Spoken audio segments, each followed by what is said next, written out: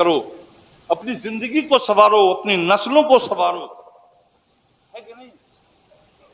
قسم قرآن کی. کتنے لوگ تو ایسی قسمیں کھاتے ہیں، تیرے سر کی قسم، معاذ اللہ، کیوں اس کے سر کی قسم کھا لے زبردستی، کبھی اپنی جان کی قسم.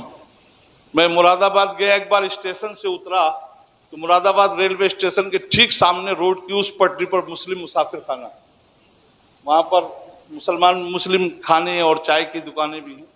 تو سویرے سویرے کا وقت تھا، میں بھی اترا تو سیدھا اسی میں پہنچا وہاں چائے پینے کے لیے. تو وہاں پر مراد آباد کے دو چار بوڑھے لوگ سے بیٹھے تھے، بات کر رہے تھے. وہ ایک صاحب بیڑی سلگا رہے تھے، کش لگا رہے تھے. تو کہتے ہیں اما دوزخ کا دھواں ہاتھ میں ہے، اس کی قسم کھا کے کہتا ہوں.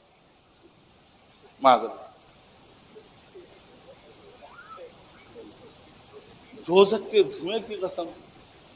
لفظ دوزخ ہی سنا ہے، لیکن اس کی سختیوں کے بارے میں اگر جان لیں نا، اس کی سختیوں کے بارے میں اگر جان لیں، اللہ کی پناہ. جس آگ کی وہ قسم کھا رہے تھے، ہے نا، وہ آگ دوزخ کی آگ سے ملنے سے پناہ مانگتی ہے. کوئی کچھ کھا رہا ہوتا ہے تو کہتا ہے رزق کی قسم. اور ہماری ماں بہنوں کا حال اللہ کی پناہ. یہ تو سیدھے اگر کسی بات پہ آپس میں نہیں جھگڑا ہوتا ہے نا، چھوٹا بچہ 2-4-5 سال کا بیٹا بیٹی کوئی پاس میں ہوتا ہے، جھٹ سے اس کے سر پہ ہاتھ رکھ کے کہ ہاتھ پکڑ کھینچ کے کہتی ہیں میں جھوٹ بولوں تو میرا بیٹا کام نہ آئے. بولتی ہیں کہ نہیں بولتی؟ یہ قسمیں کھانا جائز نہیں ہے، ناجائز ہے. اس سے ان سے ایسی قسمیں کھانے سے گناہگار ہوتا ہے انسان. یہ بیٹے بیٹیاں قسمیں کھانے کے لیے نہیں ہیں. اس لیے نہیں ہے کہ میں جھوٹ بولوں تو میرا 100% جھوٹ بول رہی ہوتی ہے، پھر بھی کہتی ہے میرے کام نہ آئے. افسوس کی بات ہے یہ سب جہالت کی باتیں ہیں. قسم خانی ہے تو اللہ کی قسم کھاؤ. میرے آقا کریم رؤوف و رحیم مصطفیٰ جان رحمت صلی اللہ علیہ وسلم کبھی قسم یاد فرماتے تھے تو کہتے تھے قسم ہے اس ذات کی جس کے قبضے میں محمد کی جان ہے. اللہ اکبر. اللہ عزت والا ہے، غالب عزت والا ہے، اس کی قسم کھاؤ اگر کبھی کھانے کی ضرورت محسوس ہو تو. نہیں تو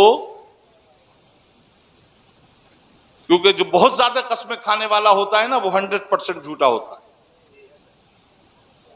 ہے نا. صحیح بات ہے کہ نہیں؟ خیر، تو میرے رب نے قسمیں یاد فرمائی. کتنی؟ 4 قسمیں یاد فرمائی. والتین، زیتون، تین کی، انجیر کی قسم، والزیتون، زیتون کی قسم، وطور سینین، طور سینا کی قسم، وہذا البلد الامین، اس امن والے شہر یعنی شہر مکہ کی قسم. شہر مکہ کی قسم میرے رب نے کئی جگہ کھائی. ایک مقام پر فرماتا لا اقسم بہذا البلد، قسم ہے اس شہر کی یعنی شہر مکہ کی. کیوں شہر مکہ کی قسمیں کیوں یاد فرماتا ہے؟ اس لیے کہ وہاں پر وہ عظمت والا شہر ہے، وہ عزت والا شہر ہے. اس لیے کہ وہاں پر خانہ کعبہ ہے، وہاں پر صفا مروہ ہے، وہاں پر زمزم شریف ہے، وہاں پر سنگ اسود ہے، وہاں پر رکن شمالی ہے، وہاں پر رکن یمانی ہے، وہاں پر میزاب رحمت ہے، وہاں پر ملتزم ہے، وہاں پر مینا ہے، عرفات و مزدلفہ ہے وہاں پر. اس لیے اس کی قسمیں یاد فرمائی جاتی ہے. میرے رب نے فرمایا اس لیے عظمت والا نہیں ہے، اس لیے وہ عزت والا نہیں ہے کہ وہاں پر خانہ کعبہ ہے، اس لیے عظمت والا نہیں ہے کہ حجر اسود ہے، اس لیے نہیں ہے کہ مقام ابراہیم ہے، وَأَنْتَ حِلٌّ بِهَذَا الْبَلَدِ، بلکہ اس لیے وہ عظمت والا ہے کیونکہ اس شہر میں آپ رہتے ہو میرے رسول، اور اس شہر کی سرزمین نے تمہارے تلووں کو چوما ہے میرے رسول. اس لیے اس شہر کی قسم.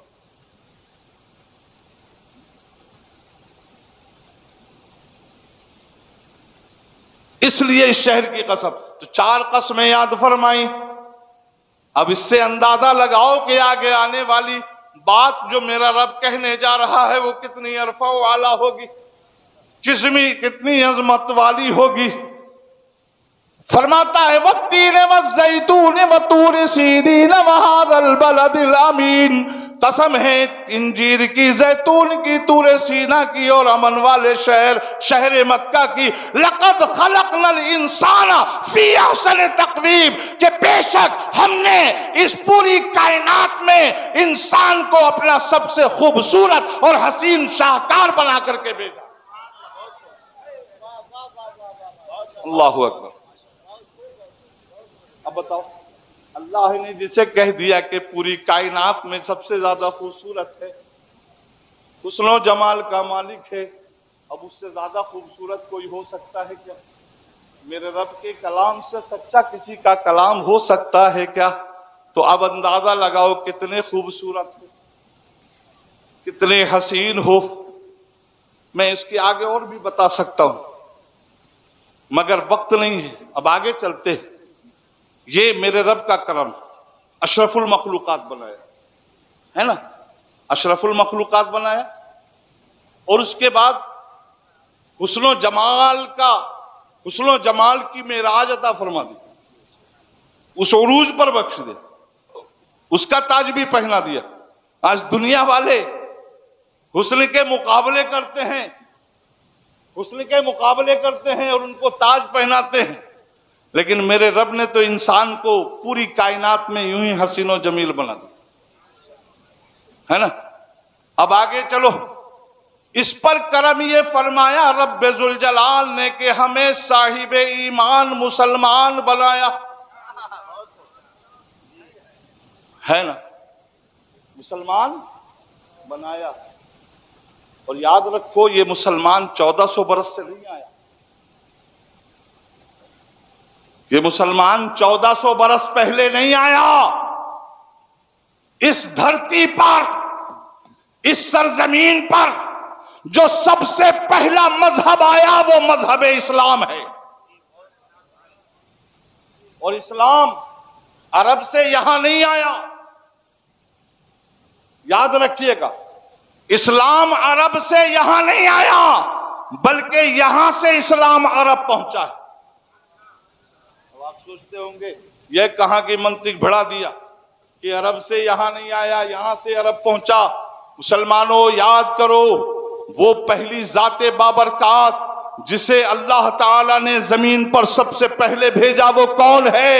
اسے کہتے ہیں حضرت آدم علیہ السلام، اور ہماری ماں حضرت حوا علیہ السلام۔ سرزمین پر سب سے پہلا قدم رکھنے والا کی جو ذات ہے وہ آدم علیہ السلام ہیں، اور آدم اللہ کے نبی ہیں، آدم اللہ کے برگزیدہ بندے ہیں، آدم اللہ کے نائب ہیں، آدم اللہ کے خلیفہ ہیں، وہ خلیفۃ اللہ ہیں اور وہ صاحب ایمان ہیں، مسلمان ہیں۔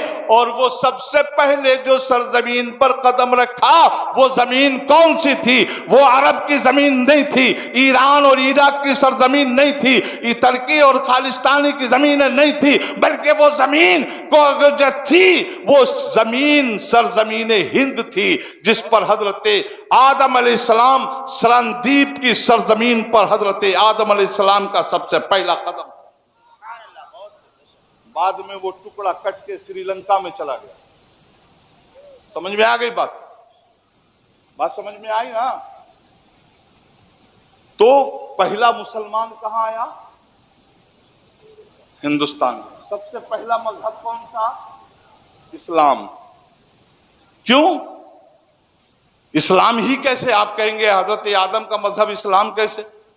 تو ہم آپ کو بتا دیں، قرآن پاک میں رب فرماتا ہے ان الدین عند اللہ الاسلام، اللہ کے نزدیک جو تمام دینوں میں سب سے محبوب مذہب ہے، جو سب سے پیارا دین ہے، جو سب سے بہترین دھرم ہے، وہ مذہب اسلام ہے۔ کون سا مذہب ہے؟ اور حضرت آدم خلیفۃ اللہ ہیں، اللہ کے خلیفہ ہیں، تو اپنے خلیفہ کو وہ کوئی اور دھرم کیسے دیتا؟ وہ مسلمان بھیجا، اور حضرت آدم علیہ السلام کی اولاد میں 500 برس تک مسلسل اسلام پروان چڑھتا رہا۔ 500 برس کے بعد اس اسلام میں فتنے پیدا ہونے شروع ہوئے، وہاں سے دوسرے مذہب پیدا ہونے شروع ہو گئے. اس تاریخ میں لمبی تاریخ ہے، میں نہیں جاؤں گا، لیکن یاد رکھو جو آج بڑے بڑے سفید پوش کھدر پوش یہ کہتے ہیں، جب تلک دھاری بولتے ہیں کہ اسلام 1400 برس پہلے آیا، پوری دنیا میں چھایا، ابے 1400 برس پہلے نہیں، سب سے پہلے آیا. تو ہمارے مسلمان کھدر پوش جو ہوتے ہیں وہ بھی کہتے ہیں کہ ہاں 1400 برس پہلے آیا. کہتے ہیں کہ نہیں؟ ایمانداری سے بتاؤ کیا میں غلط بول رہا ہوں؟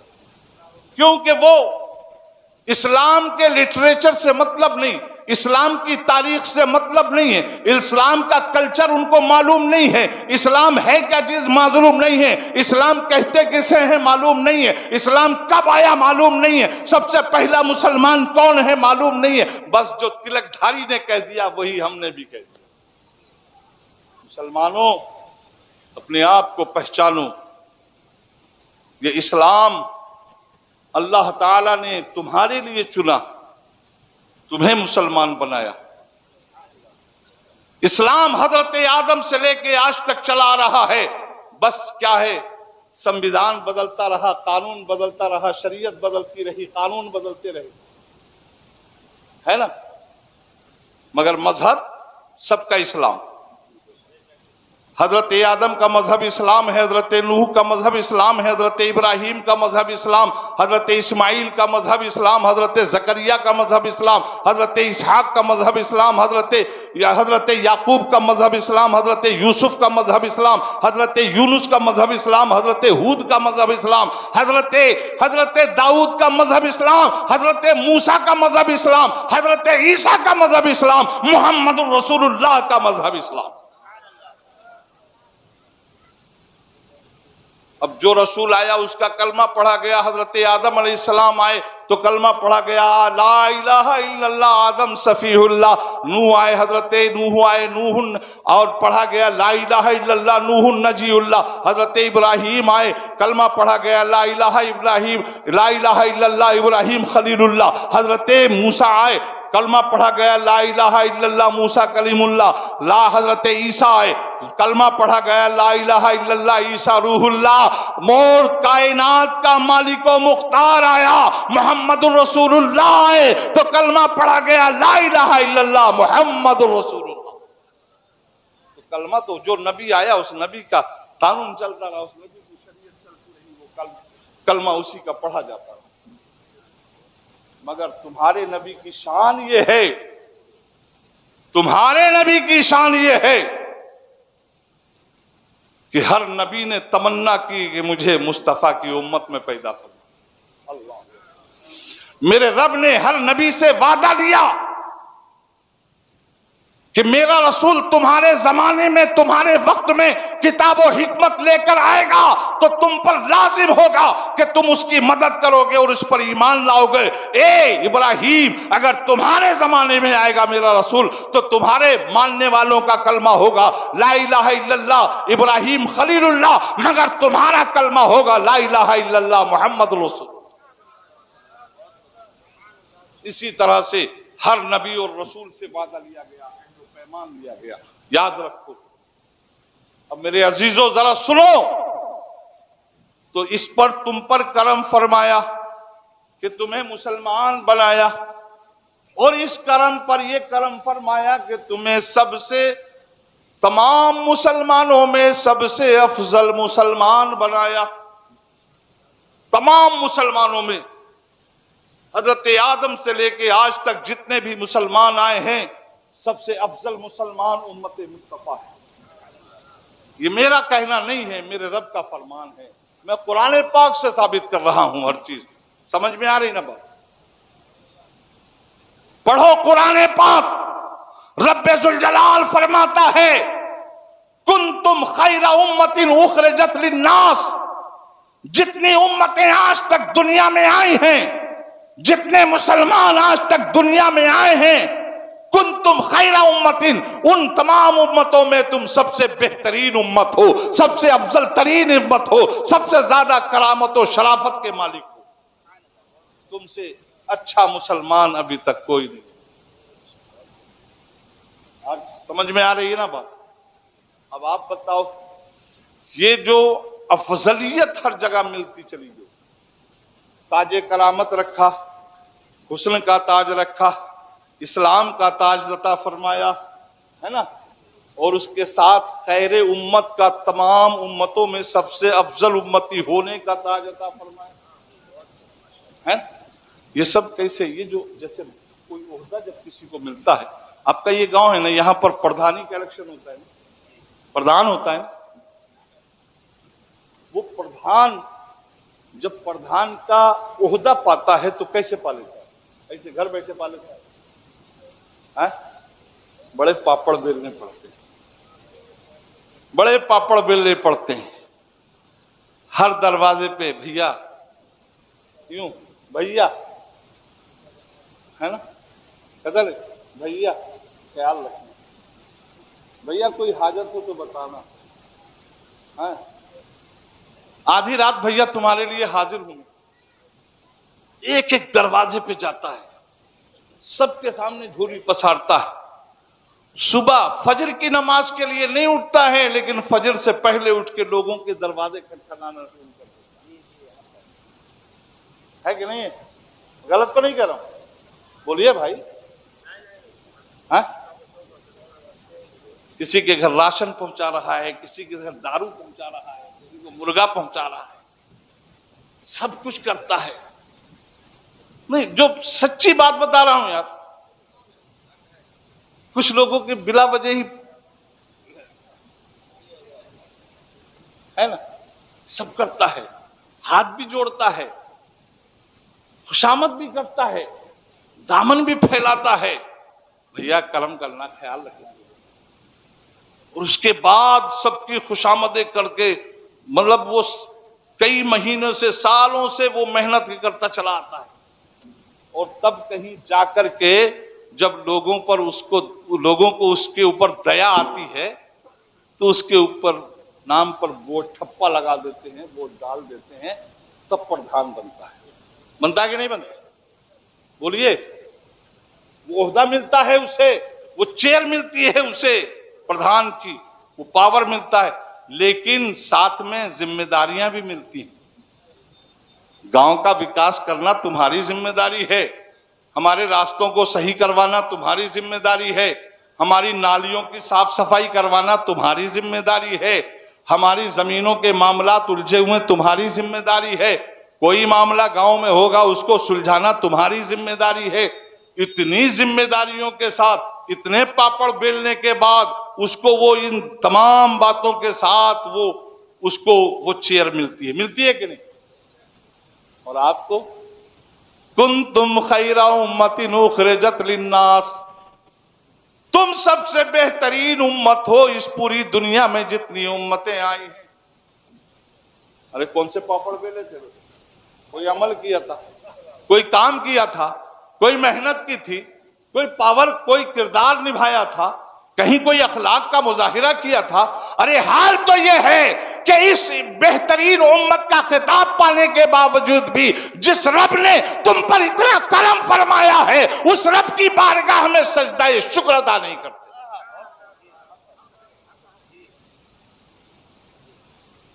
سجدہ شکر ادا نہیں کرتے.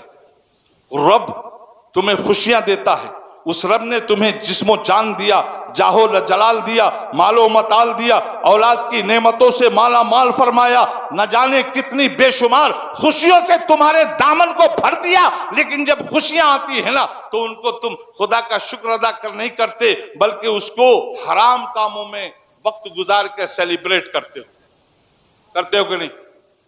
بتاؤ, ایمانداری سے بتاؤ, میں غلط تو نہیں بول رہا.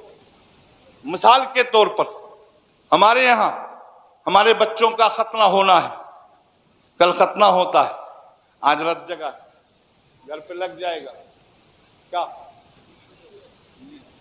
آپ ہی لوگ بتائیے کیا لگتا ہے؟ ڈی جے لگانے کے بعد اس پہ ہوتا کیا ہے؟ گندے گانے, فحش گانے, جن کو سن کر کے بھی شرم آتی ہے, ایسے گانے بجائے جاتے ہیں. اس پہ ہمارے نوجوان نچنے کی طرح کولے مٹکاتے ہیں, تبلے کی تھاپ پہ ٹھمکے لگاتے ہیں, لوگ مزے لیتے ہیں, اس پر نوٹ برسائے جاتے ہیں, اس کو ویڈیو بنا کر کے اس کا اسٹیٹس لگایا جاتا ہے, یہ زمانے کو دکھایا جاتا ہے کہ دیکھو ہمارا اسٹیٹس, دیکھو ہمارا اسٹیٹس کیا ہے. جو چھکوں کا اسٹیٹس ہے وہی ہمارا ہے, جو نچنیوں کا اسٹیٹس ہے وہی ہمارا ہے, وہ جو ناچنے والوں کا اسٹیٹس ہے وہی ہمارا اسٹیٹس ہے.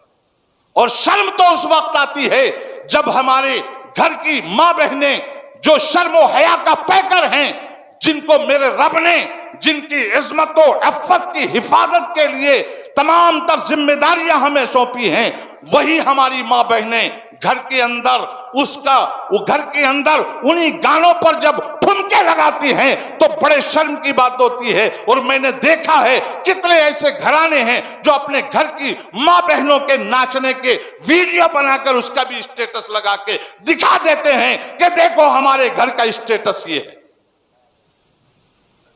کتنے شرم کی بات ہے یہ, کیا یہ فخر کی بات ہے؟ بولو بولو. اللہ نے تمہیں نعمت عطا فرمائی, جس گھر میں بیٹا پیدا ہوتا ہے میرے رسول فرماتے ہیں اللہ کی طرف سے اسے نعمت ملا کرتی ہے, اور نعمت پر شکر ادا کرنا واجب ہوتا ہے. چاہیے تو یہ تھا کہ صبح ختنہ ہونی ہے, ماں کو چاہیے تھا کہ رات بھر وہ ماں سجدے میں پڑی رہتی, میرے بیٹے کو تکلیف نہ ہو. مولا تیرا شکر ہے کہ تو نے آج مجھے یہ خوشیاں نصیب فرمائی ہیں. ہم نے دیکھا ہے, عجیب بات ہے, رات بھر ٹھمکے لگائیں, رات بھر ناچیں گائیں, رات بھر نچنیوں کی تقلید کریں, اور صبح جب ختنہ ہونے کا وقت, صبح فجر کے وقت مسجد میں پہنچ جائیں, تاک بھرنے, نماز نہیں پڑھیں گی, ہاں مسجد کے باہر کھڑی رہیں گی تاک بھرنے. نمازی نکلتے ہوں گے تو یہ تاک بھرنے جائیں گے, معاذ اللہ. تاک بھرو, فاتحہ کراؤ, نظر و نیاز کرو, اللہ کا شکر ادا کرو, ہم منع نہیں کرتے, لیکن نماز بھی تو پڑھو نا. بولو بھائی. اور پھر جب بیٹا تختے پہ بیٹھایا جائے گا, ختنہ کا وقت آئے گا, تو ہمارے وہی گھر کی بڑی بوڑھیاں, دادی, نانیاں, پردادیاں, پرنانیاں, ہے نا, اڑوسی پڑوسی, وہ سب کہیں گی تیرے بیٹے کی ختنہ ہو رہی ہے نا, جا سجدے میں گر جا, ہاں سجدے میں گر جا. وضو ہے کہ نہیں ہے, بس وہ خیال نہیں کیا کہ رات بھر میں نے کیا کیا. ان دادیوں کو بھی خیال نہیں آیا کہ بیٹا, اس وقت کہتی ہے بیٹا سولی پہ چڑھ رہا ہے, ختنہ ہونے جا رہا ہے, سجدے میں گر جا. جب رات میں وہ حرام کام ہو رہے تھے تب ان دادیوں کو شرم نہیں آئی کہ اس وقت ڈانٹتے یہ کیا کر رہے ہو, بیٹا سولی پہ چڑھنے جا رہا ہے, اس کے ختنہ ہونے جا رہا ہے.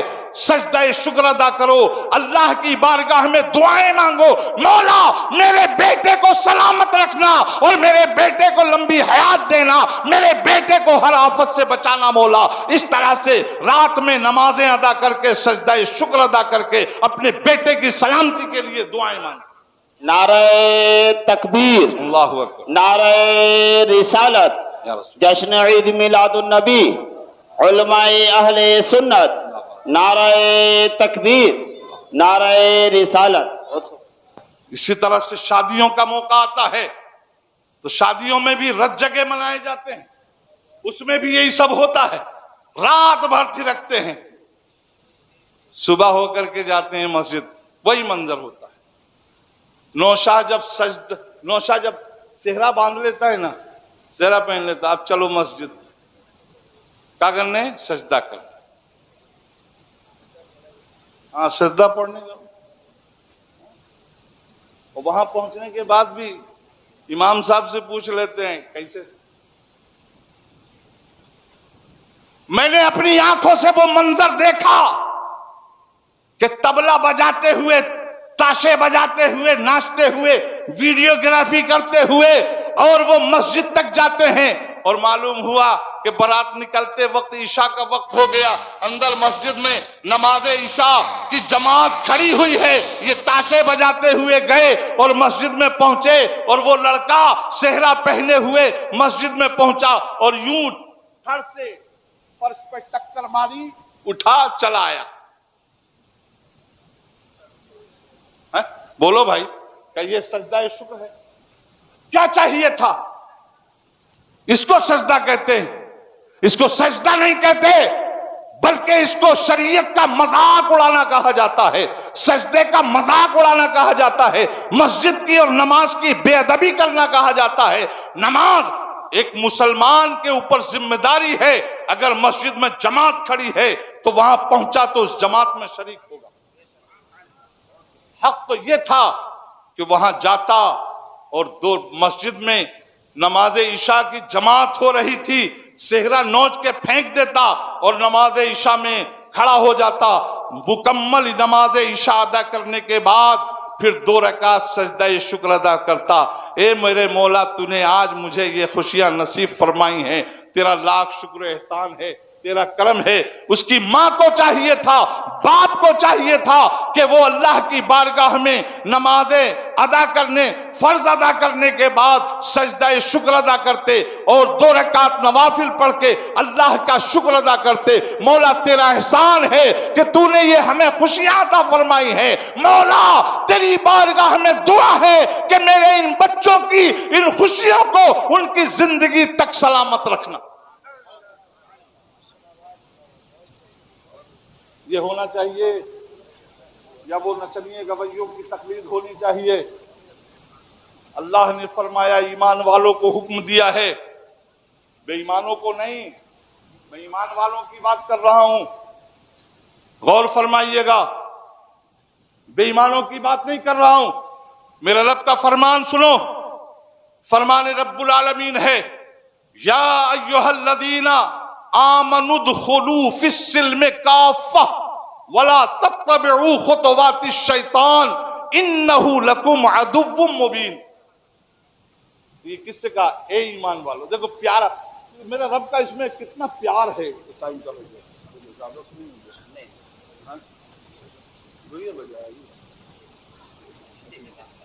اچھا درود پاک پڑھ لیجئے،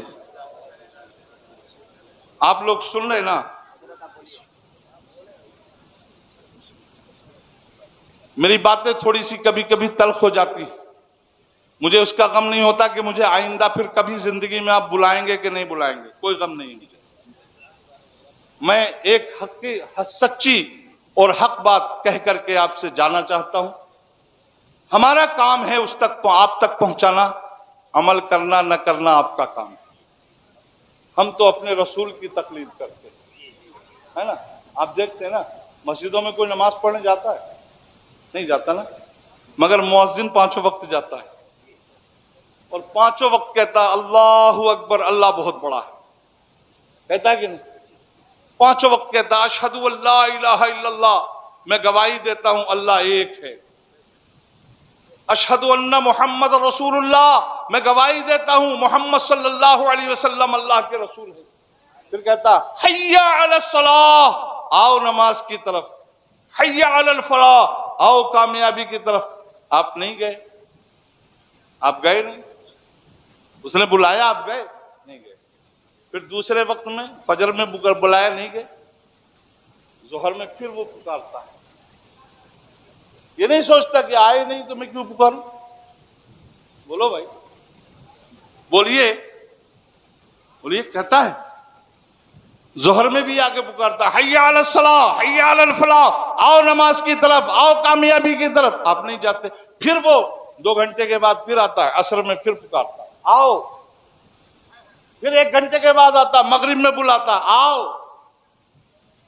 پھر نہیں جاتے آپ، پھر عشاء میں آتا ہے آؤ، نہیں جاتے آپ۔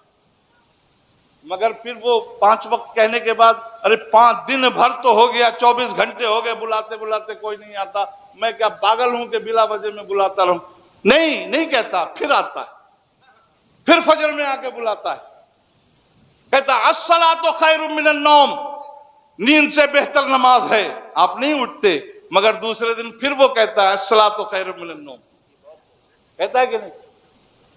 تو ہمارا کام ہے، آپ عمل کرو نہ کرو یہ تمہاری ذمہ داری ہے، ہمارا کام ہے اللہ کے اور اس کے رسول کے پیغام آپ تک پہنچاتے رہیں گے۔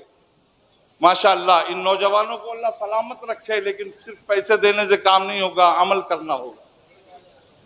کمیٹی والے اللہ تعالیٰ ان سب کو سلامت رکھے، ان کی عمروں میں برکتیں عطا فرمائے، لیکن صرف پیسہ دینے اور جلسہ کرانے سے کام نہیں ہوگا، نماز پڑھنی ہوگی، اللہ کے فرمان پر جانا ہوگا، مسجدوں کو آباد کرنا ہوگا۔ مسجدوں کو آباد کرو گے تمہارے گھر آباد ہو جائیں گے۔ جو کامیابی کے پیچھے دوڑتے ہو، جب تم مسجد میں جاؤ گے کامیابی تمہارے پیچھے دوڑے گی، کامیابی تمہارے قدم چوبے گی، کیونکہ اللہ فرماتا حی علی الفلاح، آؤ کامیابی کی طرف۔ ہے کہ نہیں ہے؟ بات سمجھ میں آ رہی کہ نہیں میری؟ اب میرے پیارے بتاؤ تو صحیح، آج ہمارے گھروں میں ہماری شادیاں سکسیس نہیں ہیں۔ شادی ہوتی ہے، چاند جیسی دلہن، ماں، بیٹے کی ماں، اس کے پیر گھس جاتے ہیں، چپل گھس جاتے ہیں، ایڑیاں گھس جاتی ہیں چاند جیسی دلہن لانے کے لیے، کہ اس کی ٹھنڈی چاندنی میرے گھر کے آنگن میں پھیلے گی، میرا گھر روشن ہو جائے گا، میرے گھر میں ٹھنڈک آ جائے گی، راحت آ جائے گی۔ وہ چاند جیسی دلہن ڈھونڈ کے تو لاتی ہیں، ایک دن کی چاندنی، پھر اندھیری رات، وہی چاند پھر آگ اگلنے لگتا ہے سورج کی طرف۔ بولو بھائی، ہاں وہی چاند شولوں میں بدل جاتے ہیں، اور پھر آتی ہے مولانا صاحب کیا ہوا، کیا بتائیں، بیٹا ہاتھ سے نکل گیا، بہو بڑی تکلیف دیتی ہے، بڑا ستاتی ہے، وقت پہ کھانا بھی نہیں دیتی، ہم کیا کریں؟ اچھا بتاؤ، گھر میں شادی ہوئی تھی، ڈی جے بجوایا تھا؟ ہاں مولانا صاحب بجوایا۔ ناچ گانے ہوئے تھے؟ ہاں مولانا صاحب ہوئے۔ ارے تو جب شیطان کو بلایا تم نے، رحمان کا راستہ چھوڑا، شیطان کا راستہ پکڑا، تو پھر وہاں گھر میں تمہارے وہ شعلے نہ بھڑکیں گے تو کیا وہاں پر جو ہے پھول برسیں گے؟ ہاں اللہ فرماتا ہے یا ایھا الذین آمنوا ادخلوا فی السلم کافہ، اے ایمان والو۔ دیکھو بات ایمان والوں کی ہو رہی ہے، بے ایمانوں کی نہیں نا۔ اللہ نے کس سے فرمایا؟ اے ایمان والو، اے ایمان والو، ادخلوا، ادخلوا، اس لفظ میں کتنا پیار ہے ذرا سیکھو تو صحیح۔ یا ایھا الذین آمنوا، اے ایمان والو، یہ کتنا اس میں میرے رب کا پیار ہے، میرے رب کی شفقت ہے، میرے رب کی مہربانی ہے، میرے رب کا اس میں کس قدر پیار جھلک رہا ہے، پیار چھپک رہا ہے۔ رب فرماتا ہے یہ خطاب کتنا عظیم ہے۔ آپ جانو قرآن پاک میں مکہ مکرمہ میں جب تک اللہ نے لوگوں کو پکارا تو یا ایھا الناس کہہ کے پکارا۔ کیا کہا؟ یا ایھا الناس۔ جب یا ایھا الناس کہا تو اس میں دنیا کا ہر انسان شامل ہوا۔ اے لوگوں، اس میں مومن بھی شامل ہے، کافر بھی، مشرک بھی، یہودی بھی، نصرانی بھی، مجوسی بھی، عیسائی بھی، سب اس میں شامل، سب کو پکارا یا ایھا الناس، پکارا نا۔ مگر جب وہی میرے آقا کریم رؤوف الرحیم ہجرت فرما کر مدینہ شریف تشریف لائے، اب جب مدینے میں صاحب ایمان جو لوگ ہوئے، جب ان کو پکارا تو رب نے انہیں یا ایھا الناس نہیں کہا، کہا یا ایھا الذین آمنوا، اے ایمان والو، اے ایمان والو، ادخلوا فی السلم کافہ، اسلام میں مکمل طریقے سے داخل ہو جاؤ۔ یہ بے ایمانوں سے نہیں کرا اسلام میں داخل ہونے کے لیے۔ آپ سمجھ میں رہا، بات آ رہی ہے نا؟ بولیے کس سے کہہ رہا؟ ایمان والوں سے کہہ رہا۔ اسلام کس بات کا نام ہے؟ اسلام نام ہے جھکنے کا، فرما برداری کرنے کا، اطاعت کرنے کا، اللہ کی بارگاہ میں جھک جانے کا نام ہے اسلام۔ اللہ کی فرما برداری کرنے کا نام ہے اسلام. اللہ اور اس کے رسول کے قانون پر عمل کرنے کا نام ہے اسلام. ایمان کس بات کا نام ہے؟ ایمان نام ہے اللہ کو ایک ماننے کا، رسول اللہ کو اس کا پیغمبر ماننے کا.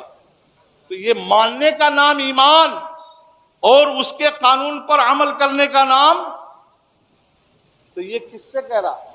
ایمان والوں سے کہہ رہا، بے ایمانوں سے نہیں کہہ رہا، یہود و نصارہ سے نہیں کہہ رہا، مجوسیوں سے نہیں کہہ رہا، کفار و مشرکین سے نہیں کہہ رہا، بدعقید و بے ایمانوں سے نہیں کہہ رہا، بلکہ ایمان والوں سے کہہ رہا. ادخلوا فی السلم کافہ ولا تتبعوا خطوات الشیطان، اور شیطان کے بتائے ہوئے راستے پر مت چلو. اللہ کے بتائے راستے پر چلو، رسول اللہ کے بتائے راستے پر چلو، شیطان کے بتائے راستے پر مت چلو. ہے نا؟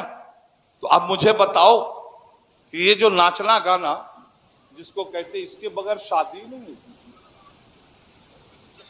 کہتے ہیں جب اس وقت منع کرو نا، ارے مولانا صاحب بیٹے کی شادی ہے، ارمان نکال رہے ہیں، حوصلے نکال رہے ہیں، شوق ہے، اپنے شوق نکال رہے ہیں. بچوں کی بات ہے، اس میں خرچہ کریں گے، حرام کام میں خرچہ کریں گے. یہ کام حرام ہے، اور اس میں جو خرچ ہو رہا وہ بھی حرام ہے. تمہاری خون پسینے کی گاڑی کمائی حرام کام میں تم خرچ کر رہے ہو. یہ فضول خرچی. اور جو فضول خرچی ہوتی ہے، جانتے جو فضول خرچی کرنے والے ہوتے ہیں وہ کس کے بھائی ہیں؟ جانتے ہیں؟ معلوم ہے کس کے بھائی ہیں؟ نہیں معلوم. اللہ فرماتا، اللہ تو بتا کس کے بھائی ہیں جو فضول خرچی کرتے ہیں؟ اپنے خون پسینے کی محنت کی گاڑی کمائی کو جو لوگ خرچ کر کے کرتے ہیں حرام کاموں میں، اللہ رسول کی نافرمانیوں میں، تو وہ فضول خرچی ہے. تو وہ فضول خرچی والے کون ہیں؟ تو میرا رب فرماتا ہے ان المبذرین کانوا من اخوان الشیاطین، بے شک فضول خرچی کرنے والے تو شیطان کے بھائی ہیں. کیا بات ہے؟ کس کے بھائی ہوئے؟ شیطان کے. تو شیطان کے بھائی بننا پسند کرو گے؟ اچھا بتائیے کتنے لوگ نہیں پسند کریں گے؟ ہاتھ اٹھائیے. اچھا آج کے بعد ختنہ عقیقہ کے موقع پر، شادی کے موقع پر رت جگہ میں ڈی جے بجوائیں گے؟ ناچائیں گے؟ نچائیں گے؟ اپنا اسٹیٹس دنیا کو بتائیں گے؟ حرام کاموں میں شامل ہوں گے؟ نہیں. تو اب تک جو کر چکے ہیں سچے دل سے توبہ کر لیجئے، اب نہیں کریں گے. رب فرماتا ہے وَلَا تَتَّبِعُوا خُطُوَاتِ الشَّيْطَانِ، شیطان کے بتائے راستے پر مت چلو، رحمان کے بتائے راستے پر چلو. اور یہ جو ناچنے گانے کا جو راستہ دکھایا، یہ کس نے دکھایا؟ رحمان نے؟ شیطان نے نا. بولیے بھائی، میں غلط بول رہا ہوں؟ میں دعویٰ کرتا ہوں اگر کوئی میری ان باتوں کو قرآن و حدیث کے خلاف بتا دے، ثابت کر دے، قسم خدا کی میں اپنی زبان کاٹ دوں گا.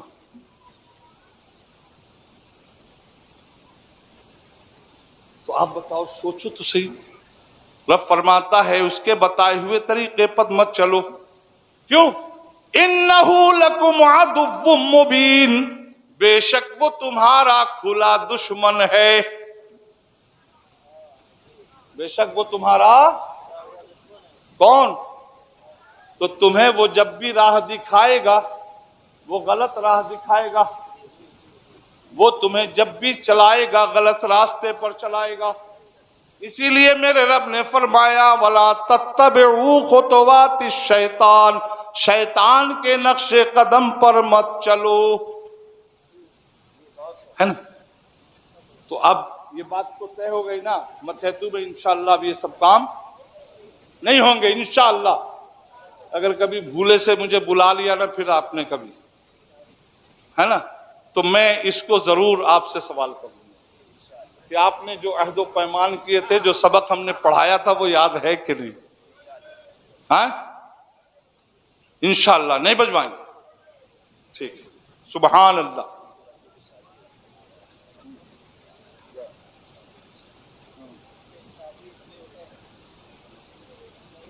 سبحان اللہ۔ اللہ تعالیٰ آپ کو آپ کے قول پر سلامت رکھے اور استقامت عطا فرمائے۔ مسلمانوں، آج کی یہ بڑی بابرکت رات، اس رات میں اللہ تبارک و تعالی بے شمار اپنے بندوں کی مغفرت فرماتا ہے، بخشش فرماتا ہے۔ حدیث پاک میں آتا ہے کہ آج کی رات میں یعنی شب براءت میں، یہ براءت کی رات ہے، اس رات میں اللہ تعالیٰ اپنے گناہگار بندوں کی مغفرت فرماتا ہے، بخشش فرماتا ہے۔ مگر کچھ ایسے لوگ ہیں جن کی بخشش نہیں ہوتی، ان کی طرف بخشش تو دور کی بات، میرا رب ان کی طرف نظر رحمت بھی نہیں ڈالتا۔ وہ جانتے ہیں کون لوگ ہیں؟ ہاں بتا دوں؟ ہاں، ان میں سے ایک تو وہ ہے جو رشتے توڑتا ہے، جو بھائی بھائی کو لڑاتا ہے، جو رشتے دار کو لڑاتا ہے، جو دوستوں میں پھوٹ ڈالتا ہے، جو پڑوسیوں میں فساد کرواتا ہے، وہ رشتے کاٹنے والا ہوتا ہے، اس کی طرف اللہ تعالی نظر رحمت نہیں فرما۔ دوسرا وہ شخص ہوتا ہے جو اپنے ماں باپ کا نافرمان ہوتا ہے، ماں باپ کی نافرمانی کرتا ہے، ماں باپ کے فرما برداری نہیں کرتا، ان کی خدمت سے بھاگتا ہے، ماں باپ کو جو تکلیف اور ایذا پہنچاتا ہے، وہ شخص ایسا ہے قسم خدا کی، جو لوگ سوچتے ہیں نا کہ ہم آج رات بھر عبادت کر لیں گے اللہ تعالیٰ بخش دے گا، وہ رات بھر نہیں، ان کو 1000 برس کی عمر ملے اور 1000 برس، ہر برس ان کو یہ رات ملے اور ہر رات وہ ہزاروں راتیں پوری رات سجدے میں پڑا رہے، اللہ تعالیٰ اس کی طرف نظر رحمت اٹھا کے بھی نہیں دیکھے گا۔ کس کی طرف؟ جو اپنے ماں باپ کو کا دل دکھا دے۔ ارے یار ذرا سوچو، ماں باپ کا مقام کتنا عرفہ و اعلیٰ، بلند و بالا، رفعت والا، عظمت والا ہے۔ ماں باپ کی فرما برداری میں اللہ کی فرما برداری ہے، ماں باپ کی اطاعت میں اللہ کی اطاعت ہے۔ اور ذرا ماں باپ کے مقام کو تو سمجھو، میرا رب کیا ارشاد فرماتا ہے؟ ارشاد فرماتا ہے وَقَضَىٰ رَبُّكَ أَلَّا تَعْبُدُوا إِلَّا إِيَّاهُ وَبِالْوَالِدَيْنِ إِحْسَانًا۔ تمہارے رب کا حکم آ گیا کہ اللہ کے سوا کسی کی عبادت مت کرو، کسی کی پوجا مت کرو، پرستش مت کرو، اللہ کے سوا کوئی عبادت کے لائق نہیں۔ وَبِالْوَالِدَيْنِ إِحْسَانًا، اور اپنے ماں باپ کے ساتھ حسن سلوک کرو۔ کیسے کرو؟ اچھا ایک بات بتاؤ، آپ کسی شہنشاہ کے دربار میں جاتے ہیں تو جب وہاں جانے لگیں گے تو آپ کو شاہی دربار کے آداب سکھانے والا کون ملے گا؟ وہاں پر دربان ہوتا ہے نا، وہ بتائے گا دیکھو جانا ہو تو ایسے جانا، ایسے کرنا، ایسے سلام کرنا، ایسے رہنا، یہی نہ سکھاتا ہے؟ بولیے بھائی، کون کرتا ہے؟ ان کے چوکیدار ہوتے ہیں، دربان ہوتے ہیں، ہے نا، یا ان کے باڈی گارڈ ہوتے ہیں، پہرے دار ہوتے ہیں، وہی نہ کرتے ہیں۔ مگر سنو تو، ماں باپ کیسے شہنشاہ ہیں، ماں باپ کیسے بادشاہ ہیں، ماں باپ کیسے سلطان ہیں کہ ان کی بارگاہ کا ادب کوئی دنیا کا چوکیدار نہیں بتا رہا ہے، کوئی دنیا کا عالم نہیں بتا رہا ہے، کوئی دنیا کا پڑھا لکھا انسان نہیں بتا رہا ہے، بلکہ ان ماں باپ کی بارگاہ میں کیسے جانا ہے، اس کے آداب پوری کائنات کا جو خالق و مالک ہے وہ بتا رہا ہے۔ اللہ اکبر۔ فرماتا ہے کیا؟ وَبِالْوَالِدَيْنِ إِحْسَانًا، اپنے ماں باپ کے ساتھ اچھا سلوک کرو۔ کیسے کرے؟ کیسے کرے؟ اے میرے پروردگار، ہم اپنے ماں باپ کو کیسے راضی رکھیں؟ کیسے ان کے ساتھ حسن سلوک کریں؟ کیسا برتاؤ کریں؟ فرماتا اما یبلغن احداکم الکبر او کلاہما فلا تنہرہما، ہے ولا تقل لہما اف، وَقُلْ لَهُمَا قَوْلًا كَرِيمًا. مسلمانوں توجہ سے سننا، اور میرے ملت کے نوجوانوں میں تم سے بتانا چاہتا ہوں، توجہ سے سننا. کیا ادب سکھایا میرے رب نے؟ میرے رب نے فرمایا کہ جب تمہاری زندگی میں تمہارے ماں باپ میں سے کوئی بوڑھا ہو جائے،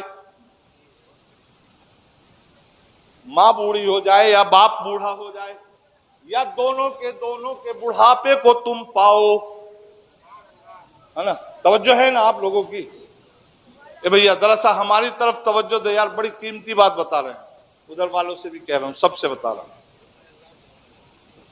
بڑی قیمتی بات ہے، یاد رکھنا. تو میرے رب نے کیا فرمایا؟ جب تم دونوں کو، تمہارے ماں باپ بوڑھے ہو جائیں، ہے نا، تمہارے ماں باپ کو اتنی لمبی عمر ملے کہ تمہاری زندگی میں کوئی ایک بھی اگر رہ جائے اور بوڑھا مل جائے، یا دونوں کے دونوں کو اللہ لمبی حیات دے اور بوڑھے ہو جائیں تمہاری زندگی میں، فَلَا تَقُلْ لَهُمَا أُفٍّ وَلَا فَلَا تَنْهَرْهُمَا، تو ان کو ڈانٹو مت، جھڑکو مت. کیا کہا؟ ارے زور سے بولو نا. ڈانٹو مت، جھڑکو مت. آج جو ہمارے حال ہوتے ہیں، ہمارے بوڑھے ماں باپ ڈرے سہمے رکھتے ہیں، کھانسی آ رہی ہوتی ہے تکلیف سے رات کے 12 بجے، تو ماں باپ منہ پہ ہاتھ رکھے دبا کے کھانسی کو روکنے کی کوشش کرتے ہیں. کیوں؟ کوئی ایسا نہ ہو ہم کھانسیں، بیٹے کی نیند ٹوٹ جائے تو کہے گا، بہو کی نیند ٹوٹ جائے تو کہیں گے رات میں بھی دن بھر تو سونے نہیں دیتے، رات کو بھی چین نہیں دیتے. وہ اپنے دردوں کو چھپا لیتے ہیں، قسم خدا کی، اپنے بیٹوں کی، اپنی بہوؤں کی، اپنے پوتی پوتیوں کی خوشیوں کے لیے وہ اپنے درد کو چھپا لیتے ہیں، ڈرے سہمے رہتے ہیں. ہونا یہ چاہیے کہ ماں باپ کے سامنے ہمیں ڈرے سہمے رہنا چاہیے، لیکن ماں باپ ڈرے سہمے رہتے ہیں. میں دیکھتا ہوں، قسم خدا کی میں ایک دم سچی بات بتا رہا ہوں، میں نے کتنے ایسے گھر دیکھے ہیں، لوگ کہتے ہیں چپ رہو، لڑکا آ جائے گا، سن نہ لینا ابھی بگڑ جائے گا. ایسا ہوتا نہیں؟ ایمانداری سے بتاؤ، کیا میں غلط بول رہا ہوں؟ میں تقریر نہیں کر رہا ہوں، میں جو حالات حاضرہ اس کو بتا رہا ہوں. بھیا خدا کے واسطے چپ ہو جا، بٹوا آ جائے گا، سن لے گا تو بڑا بگڑے گا. لے الٹا کون کو، الٹا چور کوتوال کو ڈانٹتے ہیں. ڈرنا اس سے چاہیے، وہ ہم سے ڈر، ہم اس سے ڈر. اللہ نے کیا فرمایا؟ فَلَا تَنْهَرْهُمَا، ان کو ڈانٹو مت، ان کو جھڑکو مت. وَلَا تَقُلْ لَهُمَا اُفٍّ، اور ان کو اف بھی مت کہو. اف، اس کا اردو ترجمہ کریں نا، ہندی ترجمہ ہے کیسے ہوتا ہے؟ یہ ہم جا رہے ہیں، ٹھوکر لگی، بغیر ارادہ، بغیر سوچے سمجھے نکلتا ہے، یہ نکلتا ہے کہ نہیں؟ کبھی ہم کوئی کام کر رہے ہوتے ہیں، گھر میں چھوٹے چھوٹے بچے ہوتے ہیں، شور کر رہے ہوتے ہیں، ہمارا دماغ تھوڑا سا وہ ہوتا ہے، منتشر ہوتا ہے، تو اف، یہ بچے، مطلب بے سوچے سمجھے یہ لفظ نکل جاتا ہے. تو اللہ نے دیکھو کتنی باریکی سے فرمایا، لا تقل لہما اف، ان کو اف مت کہنا. کبھی کبھی ماں باپ اپنے تجربے کی بنیاد پر اپنے جوان بیٹوں کو بیٹھا کے سمجھا رہے ہوتے ہیں، بیٹے ایسے نہ کرنا، ایسا کرنا، بیٹے ایسا نہ کرنا، یہ کام کرنے جا رہے ہو اس طرح سے کرنا، ایسے کرنا، ویسے. تو وہ کہتا اف، آپ لوگوں نے میرا دماغ خراب کہتا کہ نہیں؟ میں غلط بول رہا ہوں؟ بولو، سچی بات بتاؤ. میرے رب نے کتنی باریکی سے فرمایا. کبھی وہ تمہیں سمجھائیں، ڈانٹے، جھڑکے، کسی بات پر اپنے تجربے کی بنیاد پر کچھ کہیں، اف مت کہو. وہ تمہیں مار بھی سکتے ہیں، ڈانٹ بھی سکتے ہیں، دھتکار بھی سکتے ہیں، گھر سے دھکے دے کے نکال بھی سکتے ہیں، کیونکہ تمہارا مال سب تم اسی کے ہو، ہے نا؟ تو اف مت کہنا. اے اللہ مولا، وہ ہمیں ڈانٹ سکتے ہیں، مار سکتے ہیں، جھتکار سکتے ہیں، سب کچھ کر سکتے ہیں، ہم اف بھی نہیں کہہ سکتے. نہیں، اف مت کہنا. کہیں ایسا نہ ہو کہ تمہارے اف کہہ دینے سے ان کے دل کو ٹھیس پہنچ جائے اور تمہارے اعمال برباد ہو جائے. اگر تمہارا اف کہہ دینا ماں باپ کو اگر تکلیف پہنچا گیا، قسم خدا کی تمہارے روزے، نماز، حج، زکوٰۃ، خیرات، فطرات، صدقات، عطیات، جتنے بھی سب نیک اعمال ہیں سب اکارت ہو جائیں گے، سب اکارت ہو جائیں گے۔ اے پروردگار پھر کیا کہیں، کیسے کہیں، کب کہیں؟ تو میرا رب فرماتا ہے، اللہ اکبر، قربان جاؤ ذرا بول دو یار، کتنی پیاری بات میرے رب نے، کتنا ادب سکھایا۔ فرماتا ہے وَقُلْ لَهُمَا قَوْلًا كَرِيمًا، اور جب بولو تو ایسی بات بولو، ادب کے ساتھ سر جھکا کے، میٹھی زبان میں، پیارے انداز میں، گستاخی سے ہنستے ہوئے، ادب کے ساتھ پیار سے، تمہاری زبان سے پیار ٹپکتا ہو، تمہاری آنکھوں سے پیار جھلکتا ہو، اور تم ادب کے ساتھ میٹھی زبان میں ایسی بات بولو جس سے ان کی بڑائی چمکتی ہو، جس میں ان کی جس سے ان کی عظمت ٹپکتی ہو، جس میں ان کا عزت و احترام ہو، جس میں ان کا وقار بلند ہو، ایسی بات بولو۔ وَقُلْ لَهُمَا قَوْلًا كَرِيمًا، یعنی عظمت والی بات بولو۔ یہ ادب کون سکھا رہا؟ کون سکھا رہا؟ دنیا کا ماسٹر ہے، کوئی دنیا کا ہیڈ ماسٹر ہے، دنیا کا پروفیسر ہے، دنیا کا کوئی ڈاکٹر ہے، دنیا کا کوئی مولوی ہے؟ نہیں، بلکہ پوری کائنات کا مالک و مختار ہے رب ذوالجلال سکھا رہا ہے۔ پھر کہتا وَاخْفِضْ لَهُمَا جَنَاحَ الذِّلِّ مِنَ الرَّحْمَةِ، اور عاجزی سے اپنے بازوؤں کو ان کے لیے بچھا دو۔ ہائے ہائے سبحان اللہ۔ ارے اب نہیں بولو گے، کب بولو گے؟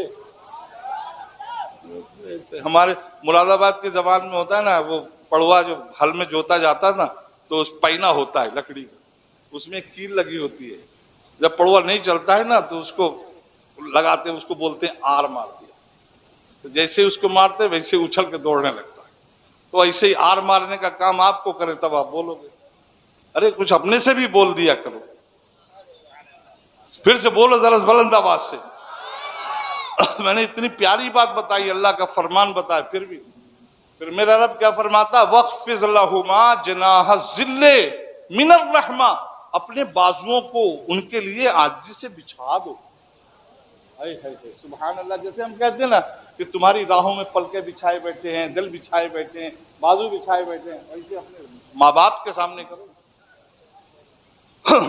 پھر فرماتا ہے، آگے ارشاد فرماتا ہے وَقُلْ رَبِّ ارْحَمْهُمَا وَقُلْ رَبِّ ارْحَمْهُمَا كَمَا رَبَّيَانِي صَغِيرًا، اے میرے رب، میرے ماں باپ کی اس طرح سے نگہبانی فرما، میرے ماں باپ کی اس طرح سے حفاظت فرما جیسے انہوں نے میرے بچپنے میں میری پرورش فرمائی تھی۔ ہمارے بچپنے میں تمہیں یاد ہے کیسی پرورش فرمائی تھی؟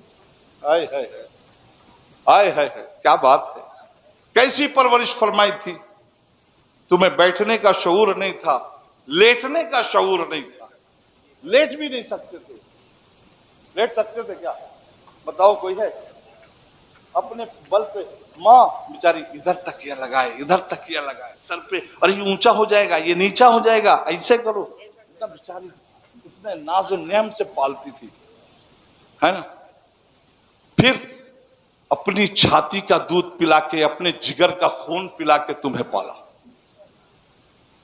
جو کچھ کھاتی تھی نا وہ تم کھا جاتے تھے سب، جو کچھ کھاتی تھی اس کا خون بنتا تھا، اسی خون سے تو دودھ بنتا تھا۔ وہ دودھ کون پیتا تھا؟ ہاں کون پیتا تھا؟ اور پھر تمہارے پیشابوں میں سوتی تھی۔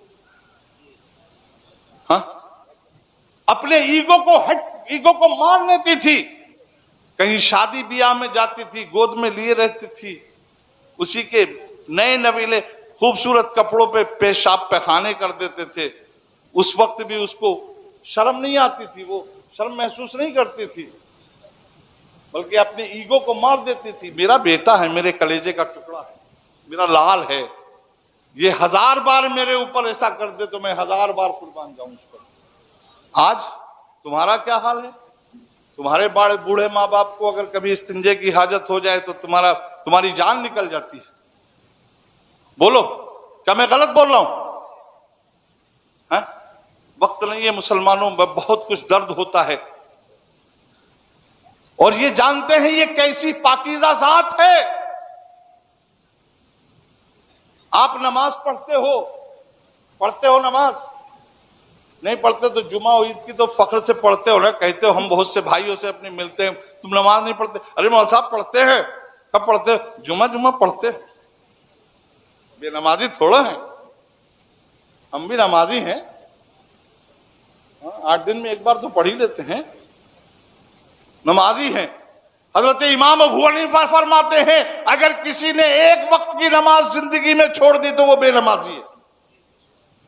اور ہم ہر روز کی نماز چھوڑ دیتے ہیں, جمعہ پڑھ لیتے ہیں, عید بقر عید پڑھ لیتے ہیں اور کہتے ہیں ہم نمازی ہیں. بے نمازی نہیں ہے نا؟ بتاؤ.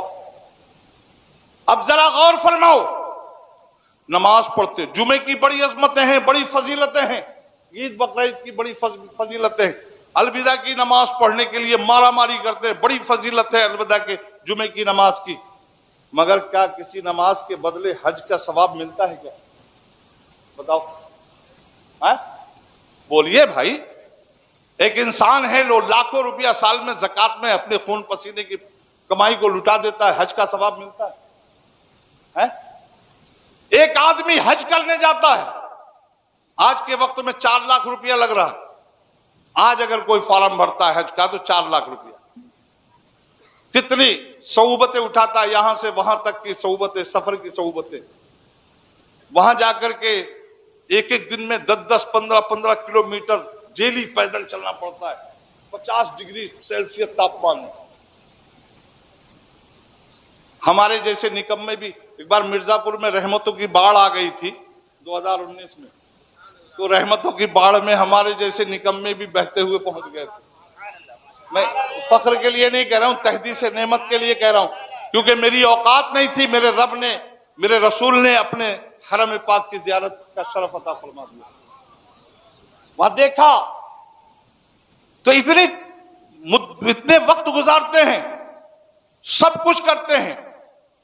وہاں جا کر کے خانہ کعبہ کا دیدار بھی ہوتا ہے, طواف خانہ کعبہ بھی کرتے ہیں, مزاب رحمت کے نیچے بھی نہاتے ہیں, ملتزم سے لپٹ کر دعائیں بھی مانگتے ہیں, رکن شمالی رکن یمانی پر لپٹ کر دعائیں مانگ لیتے ہیں, مقام ابراہیم پر نمازیں پڑھ لیا, صفا مروہ پر گئے, وہاں دوڑ بھی لگا لیا, زمزم شریف پیا, وہاں پر منا, عرفات, مزدلفہ اور جمرات پر تمام چکر لگائے, سب کچھ کیا. وہاں مدینہ شریف حاضر ہوئے, بارگاہ رسول پاک میں گنبد خضرا کی زیارت بھی کر لیا, اور وہاں پر مقام صفہ پر حاضری بھی دے دیا, ریاض الجنت میں بھی حاضری دے دیا. لیکن کیا گارنٹی ہے کہ حج قبول ہوا؟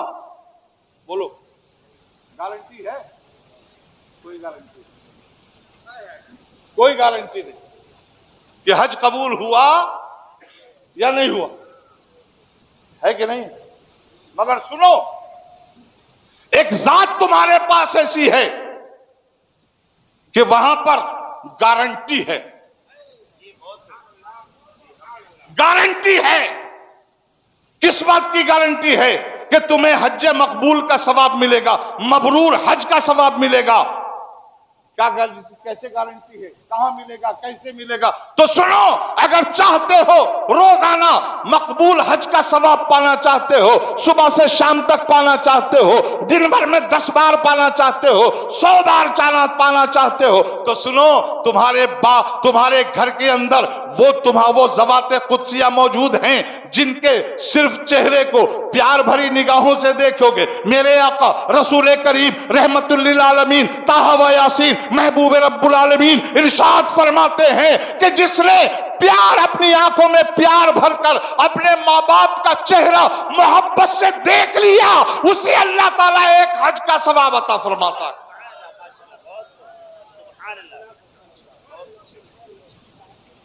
اب مجھے بتاؤ, ایمانداری سے بتاؤ, ایمان کے چراغ جلا کے بتاؤ, ایمان کی روشنی میں فیصلہ کر کے بتاؤ, انصاف کر کے بتاؤ, عدل کر کے بتاؤ.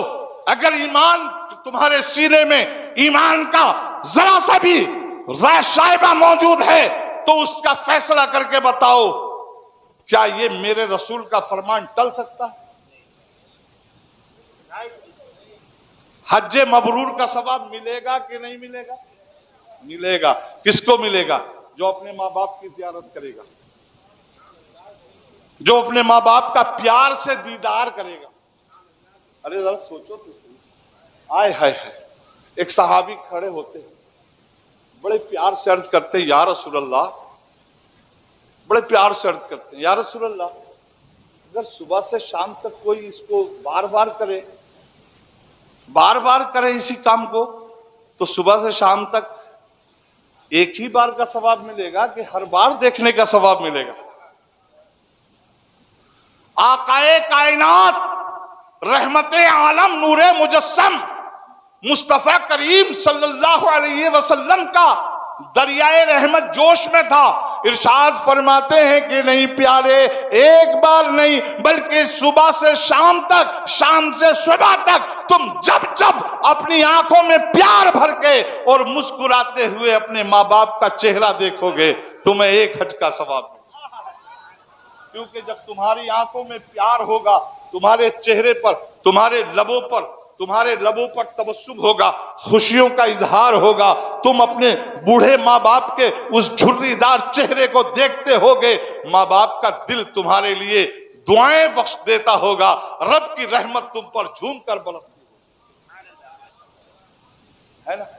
اب بتاؤ تو صحیح, تو جن کے چہرے کو صرف دیکھ لینا اتنی بڑی عبادت ہو, بھلا ان ماں باپ سے کہیں جھڑک کے بات کی جاتی ہے, ان کو ڈانٹا جاتا ہے, ان کا دل دکھایا جاتا ہے. مسلمانوں, فخر کرنا چاہیے اس نوجوان کو جس کے ماں باپ ابھی حیات میں ہیں. اب آپ سوچتے ہوں گے جن کے ماں باپ نہیں ہیں وہ کیا کریں؟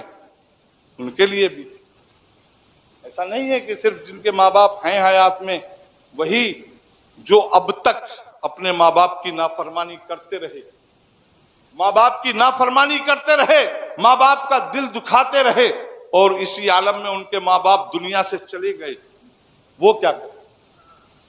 وہ تو نافرمان ہوئے نا. وہ کیا کرے؟ میرا رب بڑا کریم ہے, بڑا بخشنے والا مہربان ہے, بڑا رؤوف و رحیم ہے نا, بڑا سخی ہے, بڑا داتا ہے, بڑا غفار ہے, بڑا ستار ہے. وہ ستار العیوب ہے, غفار الذنوب ہے.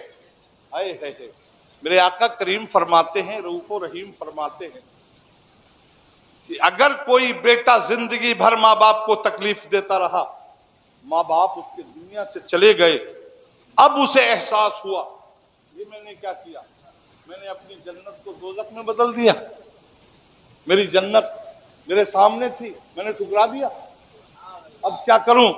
تو سنو, میرے آقا کریم فرماتے ہیں, رؤوف و رحیم فرماتے ہیں کہ اگر وہ بیٹا رو رو کر خدا کی بارگاہ میں دعا کرتا ہے, بخشش کی اپنے ماں باپ کی دعا کرتا ہے, رب اغفر لی ولوالدی, اے اللہ مجھے میرے ماں باپ کو بخش دے, رو رو کر دعا کرتا ہے, رو رو کے دعا کرتا ہے. حدیث پاک میں آتا ہے کہ ایک شخص کے درجات بلند ہو گئے مرنے کے بعد. اس نے رب کی بارگاہ میں عرض کی, مولا میں تو بدکار تھا, گناہگار تھا, میرے درجات کیسے بلند ہو گئے؟ تو جواب ملا, تیرے بیٹے کے سبب. کیوں؟ کہ تیرا بیٹا تیرے لیے دعائیں کرتا ہے. بیٹا دعا کرتا ہے تو ماں باپ کے درجات بلند ہوتے ہیں, ہے نا. تو میرے آقا فرماتے ہیں اگر کوئی بیٹا اللہ کے دربار میں گڑ گڑا کے رو رو کے اپنے ماں باپ کی بخشش کی دعائیں کرتا ہے, ان کی مغفرت چاہتا ہے, اللہ کے عذاب سے ان کی نجات چاہتا ہے, وہ فریادیں کرتا ہے, آہو بکا کرتا ہے, وہ روتا ہے, گڑ گڑاتا ہے, مولا میرے ماں باپ کو بخش دے, مولا میرے ماں باپ کو عذاب سے نجات عطا فرما دے, مولا میرے ماں باپ کی مغفرت فرما دے, تو میرے آقا فرماتے ہیں اللہ تعالیٰ اس بیٹے کو فرما برداروں میں شامل کر دیتا ہے. سبحان اللہ. تو ایک تو یہ شخص ہے جس پر اللہ کی رحمت آج کی رات میں اللہ نظر رحمت نہیں کرتا, ہے نا. ایک شخص اور ہے جس پر اللہ نظر رحمت نہیں فرماتا، جانتے ہیں وہ کون ہے؟ وہ شرابی، شرابی، دارو باز، چھلے باز، اس پر اللہ تعالی نظر رحمت نہیں فرماتا۔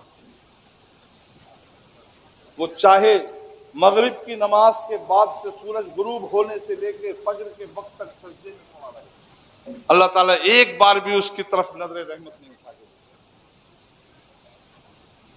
شراب یہ اتنی خطرناک بیماری ہے ہماری قوم کے اندر، یہ اتنی خراب بیماری ہے جس نے نہ جانے کتنی ہماری بہنوں کی مانگیں اجاڑ دی، کتنی ماؤں کی گودیں سونی کر دی ہیں، کتنے گھروں کو تباہ و برباد کر دیا ہے، کتنی ہماری شہزادیاں نے اسلام کو ذلت و خواری کی دلدل میں ڈھکیل دیا ہے۔ یہ شراب کی جو ہے بدکاریاں اور وہ ہلاکاریاں ہیں، ہلاکتیں ہیں، اس کی وجہ سے کتنے گھر تباہ و برباد ہو گئے، ہماری آنے والی کتنی نسلیں تباہ ہو گئی۔ اس لیے مسلمانوں، شراب یہ حرام ہے، حرام ہے، حرام ہے۔ سور کا گوشت کھانا جیسے حرام ہے، شراب ویسے ہی حرام ہے۔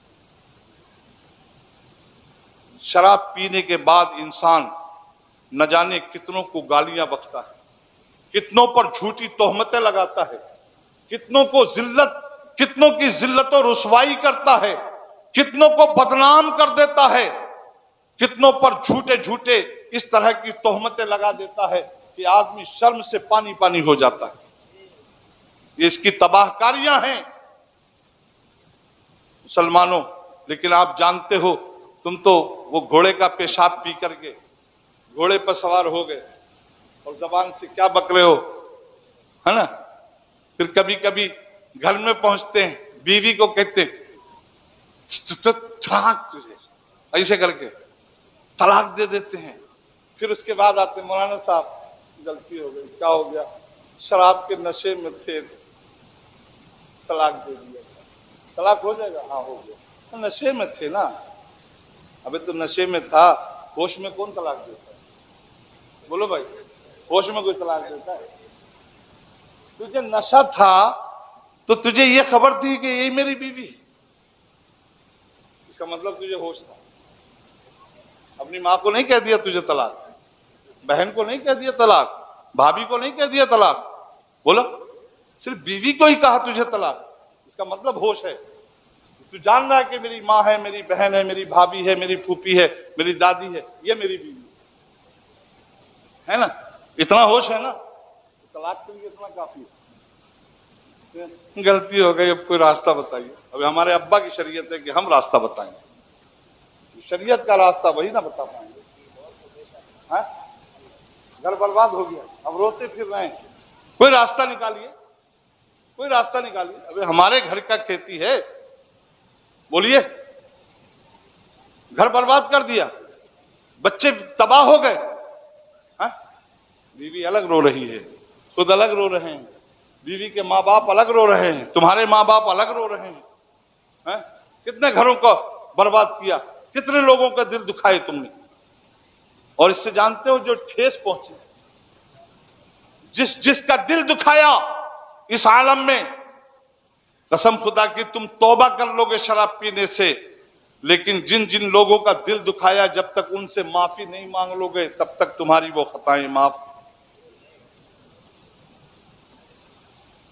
تم لوگ کہتے ہیں نا کہ حج کر کے چلے آئیں گے سب خطائیں معاف ہو جائیں گی، نہ، حج کرنے سے صرف وہی خطائیں معاف ہوں گی جن کو جو اللہ کے حقوق تم نے وہ کیے ہیں، لیکن کسی کا دل دکھایا ہے، کسی کو گالی دی ہے اور اس کا دل کو ٹھیس پہنچی ہے، تم 100 بار حج کر لو وہ خطا معاف نہیں ہوگی، یعنی قیامت کے دن بھی تمہیں اس سے معافی مانگنی ہوگی۔ اگر وہ معاف کر دے گا تو ٹھیک ہے، نہیں تو اس کے بدلے تمہاری نیکیاں اسے دے دی جائیں۔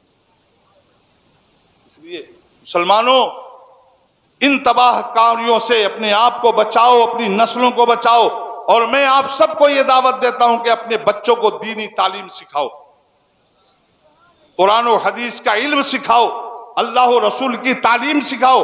یہی تمہاری نسلوں کو صبح قیامت تک، یہی تمہاری نسلوں کو صراط مستقیم پر چلائے گی. اور اب تک جو کر چکے ہو توبہ کر لو، توبہ کر لو. توبہ کرنا بہت بڑی بات ہے، یعنی اپنے گناہوں کو تسلیم کرنا، اپنی خطاؤں کو مان لینا کہ ہم نے یہ خطائیں کی ہیں، اس پہ شرمندہ ہو کے رب کی بارگاہ میں سچے دل سے توبہ کر لو. میرے مولا تو غفور الرحیم ہے، بخشنے والا مہربان ہے، بخش دے. میرے آقا کریم رؤوف و رحیم فرماتے ہیں التائب من الذنب کمن لا ذنب لہ. جب انسان اپنے گناہوں سے سچے دل سے نادم ہو کر اپنے رب کی بارگاہ میں توبہ کرتا ہے نا، تو وہ ایسے ہی ہو جاتا ہے جیسے اس نے کبھی گناہ نہیں کیا. اور اب مان لو کہ ہم سے بے شمار گناہ ہوئے ہیں. اب تک آپ نہیں مانتے ہوگے کہ میں نے بہت لوگوں کو دیکھا ہے، میں نے بہت لوگوں کو دیکھا ہے، وہ ایک وقت کی نماز نہیں پڑھتے اور زبان پر ہر وقت گالیاں دیتی رہتی ہیں، جھوٹ پہ جھوٹ بھی بولتے ہیں، لیکن پھر بھی کہتے ہیں ہم کوئی غلط کام نہیں کرتے ہیں، اللہ سے بہت ڈرتے ہیں. مولانا صاحب یقین جانیے ہم اللہ سے بہت ڈرتے ہیں، ہے نا، کوئی غلط کام نہیں کرتے، کوئی گناہ نہیں کرتے، ایسے بولتے ہیں. وہ سوچتے مولانا صاحب کو اطمینان ہو گیا کہ ہاں یہ صحیح بات ہے نا. یہ نہیں، ایسے نہیں. شرمندہ ہو جاؤ اپنی گناہوں پر، مان لو کہ ہم سے بے شمار گناہ ہوئے ہیں. شرمندہ ہو جاؤ گے اور توبہ کرو گے تو میرا رب تواب الرحیم ہے، توبہ قبول فرمانے والا مہربان ہے، اور یحب التوابین ہے، اور توبہ کرنے والوں کو وہ اپنا دوست بنا لیتا ہے. توبہ کرنے والوں کو وہ اپنا دوست بنا لیتا ہے. معافی مانگتے تو دیکھو، ایک بار سرکار غوث اعظم کے دربار میں ایک شخص تھا. سرکار غوث اعظم نے، ایک ولی تھے، وہ بھی اللہ کے ولی تھے، بارگاہ غوثیت میں کچھ گستاخی کی. سرکار غوث اعظم نے ان کو دھتکار کے بھگا دیا اپنے دربار. چلو بھائی، ان کو بھی ایک ہوتا نہیں کہ اگر تھوڑا بہت دولت ہمارے پاس ہوتی ہے تو ہمارے اندر بھی ایسا نہ ہوتی ہے، تم سے، ارے تمہارے طرح نہیں ہے تو تم سے کم بھی، بہت زیادہ تمہاری طرح نہیں ہے تو کچھ تو ہیں ہم بھی، ہے نا. تو وہ بھی تھوڑا سا ایٹھن میں تھے. یہاں گئے، اس ولی کے پاس گئے، اس ولی کے پاس گئے، اس ولی، ایک سے ایک اللہ کے ولی کی بارگاہ میں گئے. کیا ہوا بھائی، کیا معاملہ ہے حضور؟ ارے سر ایسے ایسے معاملہ ہو گیا، مولانا عبد القادر نے بھگا دیا ہم کو. ارے عبد القادر کا معاملہ، ہم کچھ نہیں کر سکتے، ہم کچھ نہیں کر سکتے. سب کی جگہ وہ در در ادھر ادھر بھٹکے. لاسٹ میں کسی نے مشورہ دیا، کیوں ادھر ادھر بھٹکتے پھر رہو، جاؤ وہیں چلے جاؤ، جہاں سے آئے ہو وہیں عبد القادر کے دربار میں چلے جاؤ. جب وہاں پر پہنچے سرکار غوث اعظم کی بارگاہ میں اور عرض کی سرکار بڑی خطا ہو گئی، معاف کر دیجئے. کہا ہم تو کب سے معاف کیے بیٹھے، تم نہیں آنے میں دیر کر. غوث اعظم کی شان. تو اللہ تو غوث اعظم کا بھی رب ہے نا. یہ صفت غوث اعظم کے اندر میرے رب نے ہی تو ڈالی ہے. میرا رب کتنا قریب ہوگا. معافی مانگ کے تو دیکھو، وہ تو کہتا ہے تم نہیں توبہ کرنے میں دیر کر دی، ہم تو کب سے تمہاری راہ دیکھ رہے، تمہیں معاف کرنے کے لیے بیٹھے. اور آج کی رات بڑی برکتوں کی رات ہے. اس رات میں تو اللہ تعالی سورج غروب ہونے کے بعد سے ہی آسمان دنیا پر، پہلے آسمان پر تجلی فرماتا ہے، اور اس کی رحمت پکار کے کہتی ہے کوئی توبہ کرنے والا کہ میں اس کی توبہ قبول کروں، ہے کوئی معافی مانگنے والا کہ میں اسے بخش دوں، ہے کوئی مغفرت چاہنے والا کہ میں اس کی خطاؤں کی مغفرت عطا فرما دوں، ہے کوئی مجھ سے روزی مانگنے والا میں اسے روزی عطا فرما دوں، ہے کوئی مجھ سے اولاد مانگنے والا کہ میں اسے نیک اور صالح اولاد عطا فرماؤں. ہے ایسا، ہے ویسا، جو جیسا جو مانگے گا آج ہم اسے عطا فرما دیں. تو وہ کہتا ہم تو مائل و کرم ہے، کوئی سائل ہی نہیں، ہم دینے کے لیے بیٹھے، کوئی مانگنے والا تو. یہاں تو حال یہ ہے کہ ہم مانگتے نہیں اور شکایت دنیا بھر کی ہے. اللہ تبارک و تعالی ہم سب کو نیک عمل کی توفیق عطا فرمائے.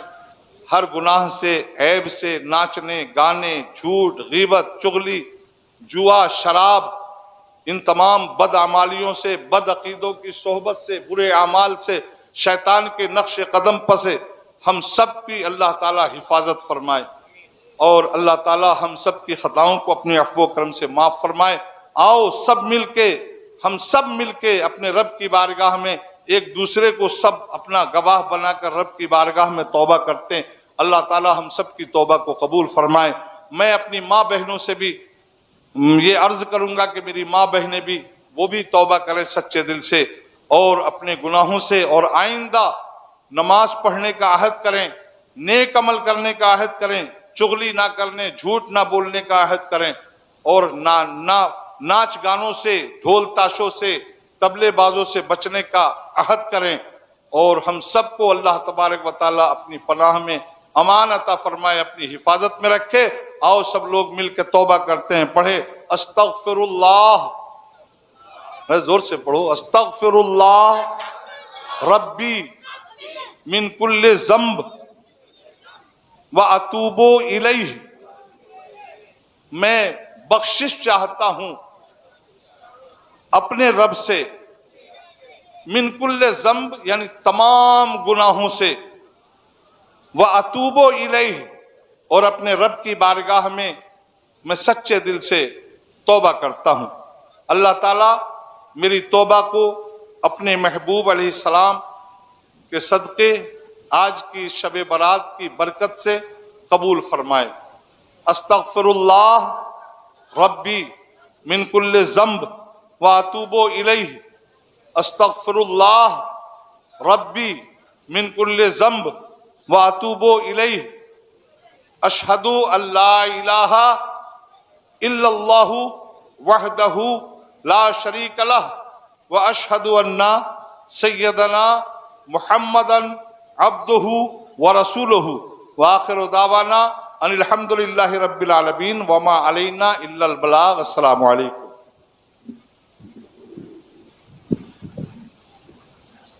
یا